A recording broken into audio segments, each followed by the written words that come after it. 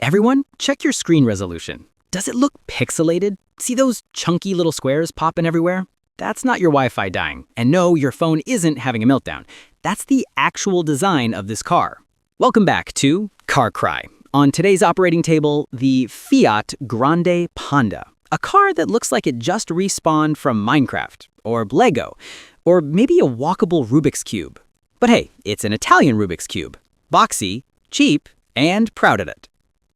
No joke here, the starting price is just 19,000 euros. Yes, 19,000 euros for the hybrid version. A brand new car with actual style that costs less than some decade-old used junk circulating across Europe or South America.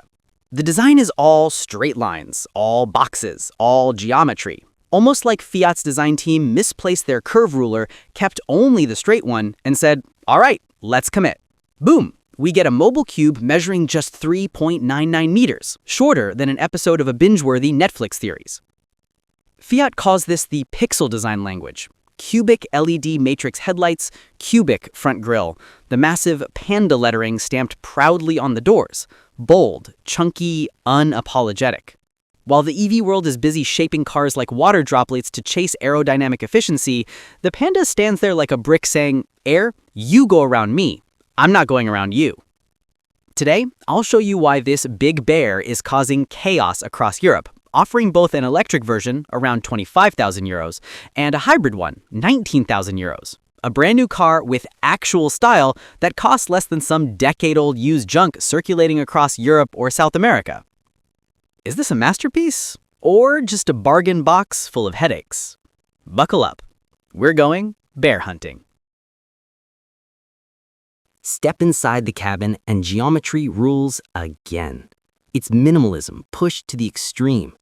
The dashboard, one giant slab of flat plastic. At first glance, you'll swear it looks cheap, but that's exactly the secret behind the $19,000 price tag. No fancy leather, no shiny chrome, just hard plastics and recycled materials. Fiat calls it sustainable minimalism. We call it cost-cutting with confidence. It's honest, it's straightforward, like dressing simple but somehow calling it fashion. Yet there's still a bit of Italian artistry in here. That rounded rectangle shape on the dashboard, not a random design choice. It's inspired by the historic Lingotto rooftop racetrack, Fiat's old factory icon. That's A-tier storytelling right there, selling history, selling emotion. The infotainment screen is small, compact, perfectly enough. They're not pretending to give you a 30-inch OLED spaceship dashboard, because yes, they're saving money. And here's the payoff. Thanks to that box-shaped exterior, callback, the interior space is shockingly roomy. It's like renting a tiny studio apartment, but the landlord happens to be a genius at layout. A car under 4 meters long that still fits 4 full-size adults without having to fold their knees like origami. Proof that you can be on a budget, but you're not allowed to look boring. All right, enough about materials. Let's get into the organs. What does this bear actually run on? Fiat is playing a brilliant two-pronged strategy. First, the hybrid version, 19,000 euros, a 1.2-liter mild hybrid gasoline engine, 100 horsepower. Goal, be the cheapest, the most fuel-efficient, and completely free from charging infrastructure anxiety, especially in big cities across Europe or South America. Second, the fully electric version, 25,000 euros, 113 horsepower, a 44 kilowatt-hour LFP battery, range 320 kilometers. Goal, an affordable urban EV for people who already live the plug-in lifestyle. Both sit on the STLA Smart Car platform, meaning same family roots as the Citroën EC3. Same chassis, same battery, same motor. But the Fiat, it simply has more personality. But that's not even the wild part. The highlight, the truly insane detail, is something we already saw on the exterior. The integrated charging cable. A cable that pulls straight out of the car's nose. Yes, right from the front grille. You just grab it, pull it out like a vacuum cleaner cord, and plug in. It's clever. It's convenient. It eliminates the global nightmare known as the filthy charging cable bag in the trunk.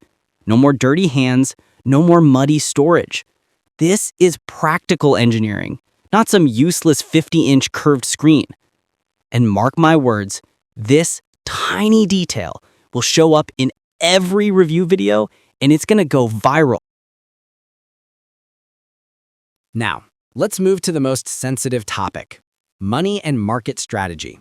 The €19,000 price tag for the hybrid version is Fiat's steel punch. It completely redefines what an affordable new car means in Europe today. It strikes right at the heart of the budget segment. And this is a real battlefield. Look at its direct rival, the Dacia Spring. Yes, it's slightly cheaper, but are you willing to trade that for a car with the personality of a long Tuesday meeting? It looks bland. It feels bland. Meanwhile, the Panda brings style, heritage, and better tech, all for a price difference that barely registers. It makes the Dacia feel forgettable. More importantly, it's quietly eliminating traditional cheap gasoline cars. Because why buy a basic, boring gas car when you can get a stylish Panda hybrid for the same money? The Panda hits the sweet spot. It sacrifices interior luxury to secure two things: price and personality. That's a winning formula. It proves that a budget car doesn't have to look miserable. And that is exactly why Volkswagen, Tesla, and every other big player should start sweating. Because the Panda isn't just an EV rival. It's a threat to every car priced under 20 grand.